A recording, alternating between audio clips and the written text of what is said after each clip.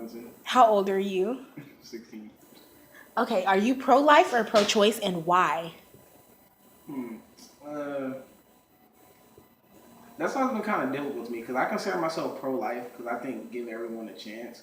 But then, like, when I look at the pro-choice point of view, it's like us as males, we don't really have the right to tell a female what to do with their body. I mean, they're the ones dedicating the 9 months. Sure, you're going to be there helping, but the female is going to be the one going through all the pain, all the throw up, all that kind of stuff. So, like, we really don't have a choice. So, like, yeah, I get like it's you rather have another life and not kill it off before it has a chance. But then again, like, it's not fair to the woman to have to go through that torture just because of your beliefs. Okay, so the fetus central nervous system develops around 20 weeks, which is the second trimester, basically saying they can feel pain at this point. With that being said, do you think the human life begins at conception, or when the heartbeat begins at week 4?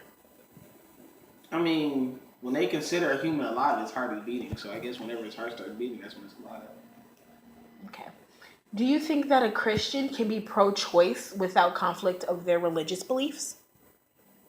Well, yes, because uh, if you're destroying a fetus, technically it's not murder, which is what's against the Bible, because it's not alive yet. So you can be pro-choice, but religion is very confusing when it comes to a lot of stuff. Very conflicting. Okay. Should a man have a vote on women's rights to abortion? Why or why not? I mean, somewhat, cause like a man, like you should get like if it's with your partner, you should get a say so. But like, no, not really. It's really up to the females. Okay. Um, do you think that abortion should be illegal under certain conditions? If so, what are these conditions? I feel like after a certain period of time, you shouldn't be able to get like you shouldn't like. Let's say you're like 8 months in, and then you're like, you know what? I don't want this anymore, and then you just kill the baby. That's kind of tough. He's probably like almost had it, had to be quicker than that, and like I'm like, bruh, why you doing like that? You couldn't wait that one more month.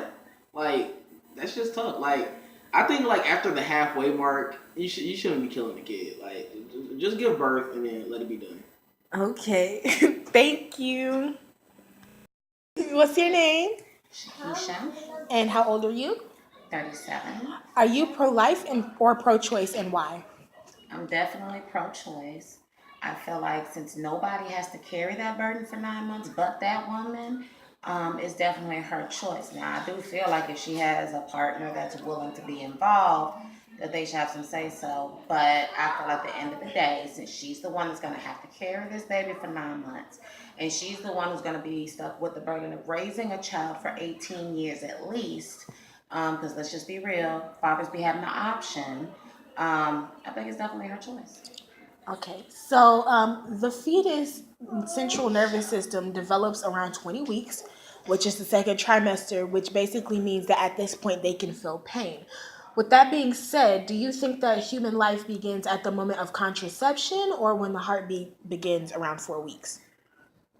I mean, I guess that's a double-edged sword. I definitely life starts at the moment of creation, but I do feel that if anybody was to give birth to a baby before 3 months, you'd be looking at pretty much a tadpole, and it wouldn't be accepted by society anyway. So, if at the first trimester you decide that that's what you want to do, then I'm all for it. I feel like after the first trimester, once you get into your second trimester, now you're pushing it because yeah, it's definitely cutting up a person at this point. It's not just sucking out a tadpole. So, but I mean, life is life, and tadpoles are life too, even though they're just these little bitty squiggly things. So yeah, life starts at the moment of conception. Okay, so do you believe that a Christian can be pro-choice without the conflict of their religious beliefs? Absolutely. To me, abortion is not murder. Murder is taking life, a living, breathing person, a person who is in front of you already in this world, and you decide that it's your job to take that life. That is something completely different from deciding not to have a baby. Let's just be real. Um, if you're 16 years old and you were raped and molested and you get pregnant, how dare a Christian tell somebody they're going to go to hell if they got rid of that baby? So I think that definitely that's their battle with God. None of us are here to be judges. And all it tells us is clearly we're just supposed to love one another. So it's not your job to decide what my fate in heaven is going to be. Okay. So should a man have a vote on women's rights to abortion? Why or why not? I feel like the man who helped make that baby, if he is an integral part of that girl's life, like her boyfriend, husband, or even if it's just a friend and this guy decides he wants to be a part of his child's life, I mean, yeah, I think he should have a little say so. Just because, there aren't that many men willing to step up nowadays is the sad truth. But at the end of the day, it's still the woman's choice. I mean, because again, fatherhood is optional. It is like, when as the mother, we take on that burden of raising the child, whether we want to or not. Whereas the father, he could be all in for the first couple of years, and as soon as it gets too hard, he's like, all right, I'm out. So yeah, I feel like at the end of the day, it's still the woman's choice. Now, when it comes to voting it on a bill, men sit several seats, because until you push your head up out your vagina, I don't want to hear your voice. Period. Okay. Do you think that abortion should be illegal under certain circumstances? If so, what are these circumstances? When you're getting too deep into the second and third trimester, I don't think that's right, because the measures they have to take for the abortion at that point is grotesque and inhumane. So I think that should be banned. Other than that, no. I mean, how dare you tell me about my body? Let's say some crack whore gets pregnant and she wants to have an abortion. Go have that abortion before you bring this baby into the world and ruin its life. I mean, who are you to have that opinion about somebody else? Because you're not going to help raise that baby. At the end of the day, all these men voting for this bill to be passed aren't going to help raise that baby.